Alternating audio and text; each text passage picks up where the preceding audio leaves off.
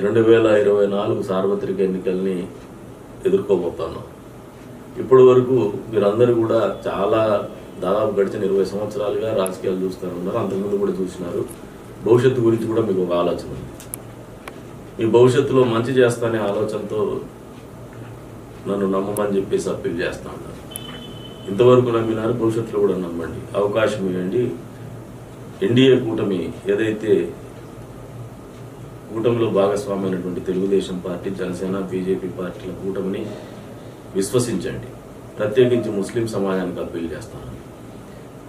మీకు ఏ రకంగానూ మీ హక్కులకు కానీ, మీ జీవన ప్రమాణాలకు కానీ, మీ జీవితాల్లో కానీ చెడ్డ జరగదు. చెడ్డ జరగకుండా చూసుకునే బాధ్యత తెలుగుదేశం పార్టీ తీసుకుంటుంది. చెడ్డ చేసేటువంటి ఆలోచన ఎన్డీఏ కూటమి కూడా లేదు. మీరు గమనిస్తే గడిచిన ప్రభుత్వం తెలుగుదేశం ఎన్డీఏ కూటమిలో ఉన్నప్పుడు కూడా మీ జీవితాల్లో మంచి చేస్తుంది. దుల్హన్ పథకం కింద మంచి చేస్తుంది.